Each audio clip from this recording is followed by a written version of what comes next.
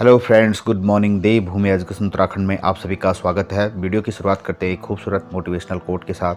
कुछ अलग करना है तो भीड़ से अलग हटकर चलो, क्योंकि भीड़ साहस तो देती है पर पहचान छीन लेती है। पहली अपडेट है अब लोअर पीसीएस में जो रिट पिटिशन नंबर 732, 825 और 942 2023 में उत्तराखंड हाईकोर्ट में दायर की गई हैं।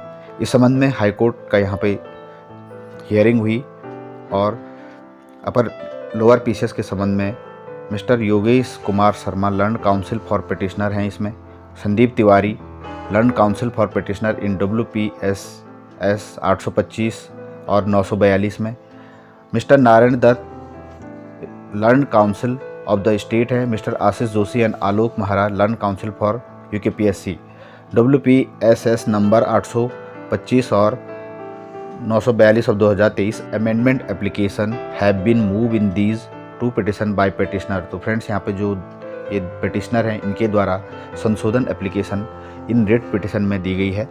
For this there is no objection for the side of respondent, accordingly amendment application are allowed. Let amended memo of writ petition to be filed within the 48 hour. तो यहाँ पे जो संशोधन एप्लीकेशन कोर्ट द्वारा इनको allow किया गया है और 24 घंटे में पिटिशन में जो अमेंडेड मेमो को फिल करने के लिए निर्देश दिए गए हैं। कल 5 अक्टूबर को उत्तराखंड हाईकोर्ट में लोअर पीसीएस में जो विकलांग की पोस्ट थी, दिव्यांग की पोस्ट थी, उनको यहाँ पे समाप्त कर दिया था। इस संबंध में सुनवाई होनी थी, लेकिन यहाँ पे 2 रिट पिटिशन हैं, इनमें अमेंडमेंट एप्लीकेशन दी गई, जिस कारण यहाँ पे जो केस था ये 10 अक्टूबर को इसकी हेयरिंग होगी। List this matter on the 10/10/2023। Interim order in all these matter is extended till next date of hearing. तो जो लोअर पीसीएस का जो हियरिंग होगी ये अब 10 अक्टूबर को चली गई है। इसमें 2 रिट पिटिशन में संशोधन एप्लीकेशन देने के कारण यहाँ पे हाईकोर्ट द्वारा इसको अलाउ किया गया है और let the amended memo of writ petition B filed within the 48 hours. तो यहाँ पे 24 घंटे के अंतर्गत इसमें 48 घंटे में इसमें अमेंडेड मेमो रिट पिटिशन में फाइल करना है। तो ये थी अपर पीसीएस लोअर पीसीएस के रिगार्डिंग रिट पिटिशन में जो ऑर्डर हाईकोर्ट द्वारा दिया गया। और देखते हैं 10 अक्टूबर को क्या सुनवाई रहती है, क्या इंटरव्यू से लोअर पीसीएस में रोक हटती है या नहीं। अगली अपडेट है उत्तराखंड अध्यापक पात्रता परीक्षा प्रथम और द्वितीय 2023 की ऑफिशियल आंसर की यहाँ पे जारी कर दी गई है। UBSC वेबसाइट पर जाके आप डाउनलोड कर सकते हैं। ubsc.uk.gov.in पर जाके आप UTET फर्स्ट और सेकंड की उत्तर कुंजियाँ डाउनलोड कर सकते हैं। यदि किसी अभ्यर्थी और आवेदक को किसी प्रश्न और प्रश्नों के उत्तर पर कोई आपत्ति हो तो वे परिषद द्वारा निर्धारित प्रपत्र पर अपना प्रत्यावेदन आपत्ति परिषद द्वारा निर्धारित प्रारूप पर दिनांक 19 अक्टूबर 5 बजे तक दे सकते। तो प्रत्यावेदन की लास्ट डेट जो है ये 19 अक्टूबर है। सभी कैंडिडेट जिस भी क्वेश्चन में डाउट है आप प्रत्यावेदन प्रस्तुत कर सकते हैं। तो यहाँ पर देख सकते हैं आप उत्तर कुंजी का जो प्रत्यावेदन फॉर्मेट है, परीक्षार्थी को अपना नाम, परीक्षा की तिथि और अनुक्रमांक, अभ्यर्थी का नाम और पत्र व्यवहार का पता, प्रश्न बुकलेट सेट, विषय, प्रश्न संख्या जिसके उत्तर पर आपत्ति है, परिषद द्वारा उत्तर की, अभ्यर्थी का उत्तर की, और यहाँ पे साक्ष्य प्रस्तुत करने हैं। तो ये यहाँ पे प्रपत्र दिया गया ऑफिशियल आंसर की आयोग की वेबसाइट पर, ये UBSC की वेबसाइट पर जारी कर दी गई है। तो आप सभी कैंडिडेट अपने क्वेश्चन पेपर को मिला सकते हैं ubsc.uk.gov.in पर जाके। नेक्स्ट है आज के प्रैक्टिस क्वेश्चन। पहला है चर्चित वाल्कन 2020 प्रोजेक्ट का संबंध किस देश से है। The famous Vulcan 2020 project is related to which country. तो फ्रेंड्स, ये यूनाइटेड किंगडम से रिलेटेड है। ऑप्शन 20 का सही आंसर हो जाएगा। अगला क्वेश्चन है देश का पहला सोलर रूफ साइकिलिंग ट्रैक किस राज्य में बनाया गया। The countries first solar roof cycling track has been built in which state. Telangana में ये बनाया गया। इसका सही आंसर हो जाएगा तेलंगाना। करंट अफेयर का क्वेश्चन है एशियाई गेम्स में भाला फेंक में स्वर्ण पदक जीतने वाली पहली भारतीय महिला कौन है। Who is the first Indian women to win gold medal in the javelin throw at the Asian games. तो गीता रानी, ये इसका सही आंसर हो जाएगा। हाल ही में यहाँ पे एशियन गेम्स शुरू हो रहे हैं चाइना के हांगझाऊ शहर में। तो यहाँ पे भारतीय खिलाड़ियों द्वारा 19 गोल्ड अभी तक जीत चुके हैं। विश्व अंतरिक्ष सप्ताह 2023 की थीम क्या है? The theme of the world space week. Friends, इसका सही आंसर आपका हो जाएगा स्पेस एंड एंटरप्रेन्योरशिप। इसका राइट आंसर हो जाएगा space and entrepreneurship. World space week 2023 की थीम है। संप्रीति युद्ध अभ्यास किन देशों के मध्य आयोजित किया गया? भारत और बांग्लादेश के बीच जो युद्ध अभ्यास चलाया गया, ये संप्रीति युद्ध अभ्यास आयोजित किया गया। First state to enact the state specific physical responsibility budgetary management act. तो फ्रेंड्स, जो एफआरबीएम एक्ट पास करने वाला पहला राज्य कर्नाटक है, और काफ़ी बार एग्जाम में पूछा गया है। एफआरबीएम जो एक्ट पास हुआ था, ये 2003 में ये एक्ट आया था, और ये कर्नाटक पहला राज्य है। इस एक्ट को पास करने वाला पहला स्टेट है। Physical responsibility budget management act, Karnataka इसका सही आंसर हो जाएगा। Green shoe is term associated with sector. Green shoe term किस सेक्टर से रिलेटेड है? ये टर्म है इकोनॉमिक पार्लेंस, ये बैंकिंग इकोनॉमिक पार्लेंस में स्टॉक मार्केट से related green shoe term related है। Haircut often heard in economic parlance associated with which sector. तो हेयर कट जो है बैंकिंग की टर्म है, ऑप्शन सी इसका सही आंसर हो जाएगा। यहाँ पे एक क्वेश्चन पूछा गया, an economist at national bureau of economic research present the original formulation of gross domestic product in his report US Congress national income 1929 से 35। किस इकोनॉमिस्ट द्वारा अपने जो original report formulation of the gross domestic product, जो GDP का concept दिया गया अपनी रिपोर्ट में 1929-35 में, तो इन इकोनॉमिस्ट का आपको नाम बताना। साइमन कुजनेत ये थे, इनके द्वारा सबसे पहले formulation of the GDP gross domestic product in his report in US Congress. 20 का राइट आंसर हो जाएगा। विच स्टेट पर capita income was taken as the benchmark while calculating the income distant criteria by 15 finance commission. तो friends, जो 15वां वित्त आयोग है, 50th फाइनेंस कमीशन में जो इनकम डिस्टेंस है, एक टर्म है इसमें इनकम डिस्टेंस जो 10% है, ये कंसेप्ट, ये बेंचमार्क जो इनकम डिस्टेंस कैलकुलेट होती है किस राज्य के per capita income, which state पर capita income was taken as, किस स्टेट की पर कैपिटा इनकम को बेंचमार्क के तौर पर इनकम डिस्टेंस क्राइटेरिया में लिया गया 15वें वित्त आयोग की रिपोर्ट में। तो ये हरियाणा राज्य इसका राइट आंसर हो जाएगा। और term MCA 21 usually relate to, ये जीडीपी कैलकुलेशन की टर्म है MCA 21, इसका सही आंसर हो जाएगा। तो ये थे प्रैक्टिस क्वेश्चन आज के। अब शुरू करते हैं उत्तराखंड करंट अफेयर की कुछ अपडेट। हल्दी बोर्ड के गठन से हल्दी की खेती को मिलेगा प्रोत्साहन। प्रधानमंत्री नरेंद्र मोदी की घोषणा के चंद रोज के भीतर ही केंद्र सरकार ने बुधवार को राष्ट्रीय हल्दी बोर्ड का गठन कर दिया। यह बोर्ड देश में हल्दी की खेती और उनके उत्पादों के विकास पर ध्यान देगा और जागरूकता लाने और खपत के साथ निर्यात बढ़ाने के लिए भी अंतर्राष्ट्रीय स्तर पर बाजार की तलाश करेगा। तो यहाँ पर केंद्रीय मंत्री अनुराग ठाकुर ने केंद्रीय मंत्रिमंडल के फैसले के बारे में बताया कि सरकार ने हल्दी निर्यात को मौजूदा 1600 करोड़ से बढ़ाकर 8400 करोड़ कर दिया है। तो यहाँ पे हल्दी बोर्ड की गठन, राष्ट्रीय हल्दी बोर्ड की अधिसूचना जारी कर दी गई है। भारत विश्व में हल्दी का सबसे बड़ा उत्पादक और उपभोक्ता निर्यातक देश है। वर्ष 2022-23 में 11.61 लाख टन हल्दी का उत्पादन भारत में हुआ था। आप देख सकते हैं यहाँ पर देश के 20 से अधिक राज्यों में हल्दी की खेती होती है। सबसे ज़्यादा जो हल्दी होती है भारत में, ये महाराष्ट्र, तेलंगाना, कर्नाटक और तमिलनाडु में होता है, और भारत विश्व में सबसे बड़ा हल्दी का उत्पादक, उपभोक्ता और निर्यातक देश है। नेक्स्ट अपडेट है उत्तराखंड करंट अफेयर की। उत्तराखंड और छत्तीसगढ़ में सबसे कम बेरोजगारी दर। देश में बेरोजगारी दर मार्च में 3 महीने के उच्च स्तर 7.8% पर पहुंच गई है। यह देश के श्रम मार्केट में गिरावट के चलते हुआ।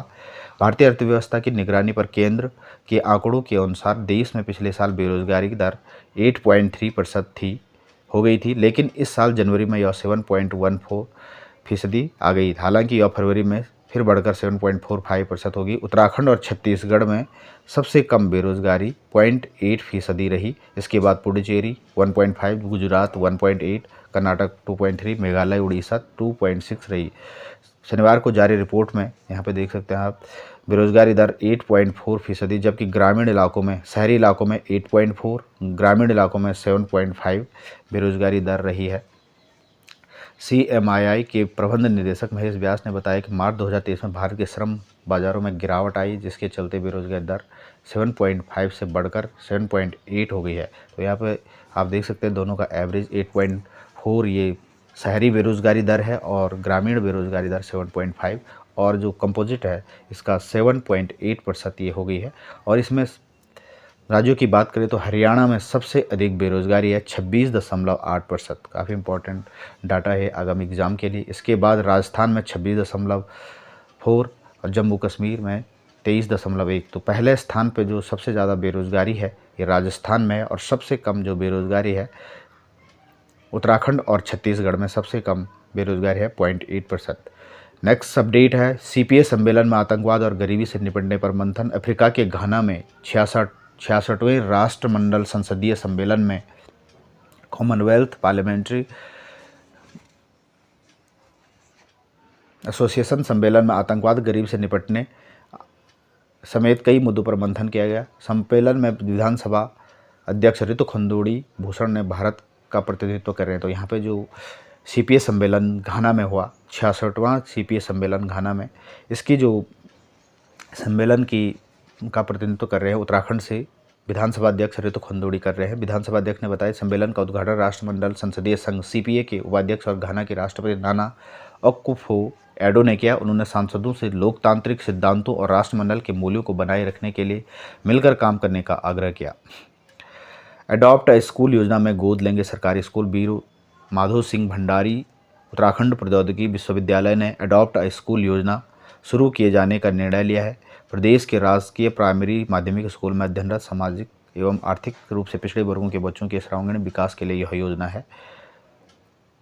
मेंटी इंस्टीट्यूट बनेंगे। इस योजना के तहत विश्वविद्यालय परिसर, संस्थान और संबद्ध सभी संस्थान सेंटर, मेंटर और इंस्टीट्यूट स्कूल मेंटी इंस्टीट्यूट के रूप में जाने जाएंगे। अडॉप्ट स्कूल योजना यहाँ पे शुरू की गई है, UTU ने शुरू की है। ये उत्तराखंड टेक्निकल यूनिवर्सिटी द्वारा ये शुरू की गई। उत्तराखंड में होगा कई राज्यों के स्वास्थ्य मंत्रियों का सम्मेलन। उत्तराखंड में देश के सभी राज्यों के स्वास्थ्य मंत्रियों का सम्मेलन कराए जाने के लिए पहल की है। स्वास्थ्य मंत्री डॉक्टर धन सिंह रावत ने इस संबंध में राज्य के दौरे पर आए केंद्रीय स्वास्थ्य मंत्री मनसुख मांडविया के समक्ष यह प्रस्ताव रहा। इसके अलावा देश में TB मरीजों की सहायता के लिए पंजीकृत निक्षय मित्रों का राष्ट्रीय स्तर सम्मेलन कराने के लिए केंद्र से अनुमति मांगी गई है, जिसमें प्रधानमंत्री मोदी को भी बुलाया जाएगा। सरकार का प्रयास है कि आने वाले समय उत्तराखंड देश भर में स्वास्थ्य मंत्रियों का सम्मेलन आयोजित किया जाए। इसमें स्वास्थ्य सेवाओं को बेहतर बनाने पर चर्चा के साथ साथ राज्य एक दूसरे के अपने अनुभवों को साझा कर TB मुक्त भारत कार्यक्रम के तहत सरकार ने उत्तराखंड को 2024 तक, ये क्वेश्चन एग्जाम में आ सकता है फ्रेंड्स, तो यहाँ पे जो उत्तराखंड में TB मुक्त करने का लक्ष्य रखा है तो ये 2024 है। अगली अपडेट है, UCC उत्तराखंड राज्य को 1 महीने में मिल जाएगी ड्राफ्ट रिपोर्ट। उत्तराखंड सरकार को समान नागरिक संहिता यूनिफॉर्म सिविल कोड की ड्राफ्ट रिपोर्ट 1 महीने के भीतर मिल सकती है। बुधवार को CM धामी ने नई दिल्ली में केंद्रीय मंत्री अमित शाह से मिले। इस दौरान UCC पर चर्चा हुई और इसके बाद UCC की विशेषज्ञ समिति भी शाह से मिली। समिति ने शाह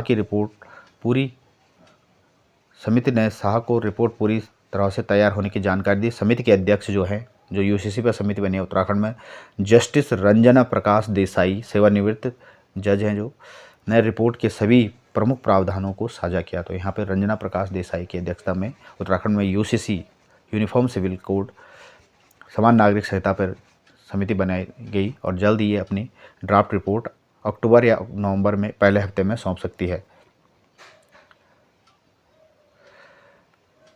और शिक्षक जगत से अपडेट है, शिक्षक भर्ती में फर्जीवाड़ा गंभीर मामला, तेज करे जांच। हाईकोर्ट उच्च न्यायालय ने उत्तराखंड सरकार उच्च न्यायालय में उत्तराखंड सरकार ने बताया कि प्रदेश के 33,000 सरकारी शिक्षकों में से 12,000 के शैक्षिक दस्तावेज की जांच हो चुकी है और 69 शिक्षकों के फर्जी दस्तावेज पाए गए और 57 को निलंबित किया जा चुका है। कोर्ट ने शिक्षकों के दस्तावेज फर्जी मिलने को गंभीर बताते हुए जांच प्रक्रिया को पूरा करने के निर्देश। मामले में अगली सुनवाई 23 नवंबर को होगी और यहाँ पे कोर्ट द्वारा सरकार पे जुर्माना भी लगाया गया शिक्षा विभाग पे।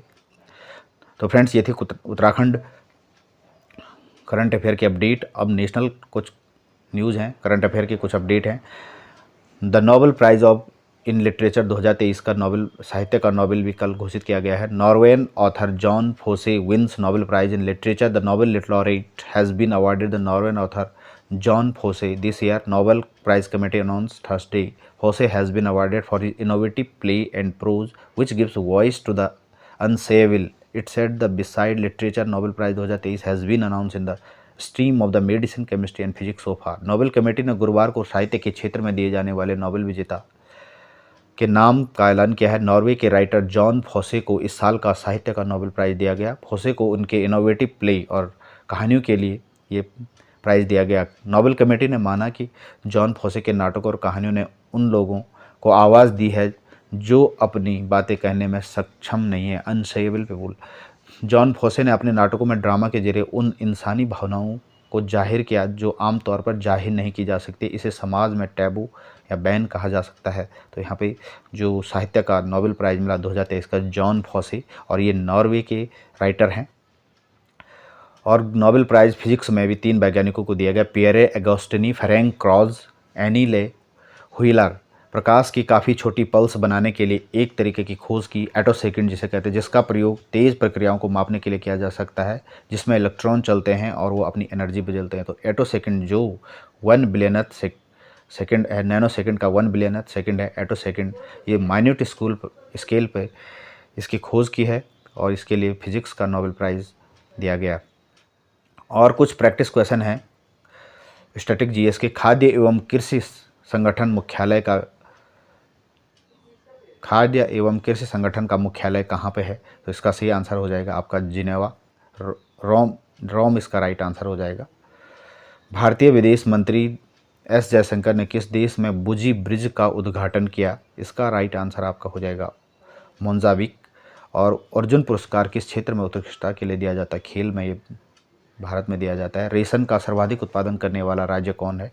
और ये कर्नाटक रेशम का सबसे ज़्यादा सर्वाधिक उत्पादन करने वाला राज्य है। तो फ्रेंड्स, ये थे आज के national current affair, Uttarakhand current affair, कुछ एग्ज़ाम से जुड़ी अपडेट। और लास्ट में एक बहुत ही महत्वपूर्ण जानकारी है जो महिला नारी शक्ति वंदन विधेयक 2023 नई संसद भवन में जो पहला विधेयक पास किया गया और ये 28 सितंबर को इसे राष्ट्रपति की मंजूरी देकर इसे गजट नोटिफिकेशन किया गया। और ये 106वां संविधान संशोधन भारतीय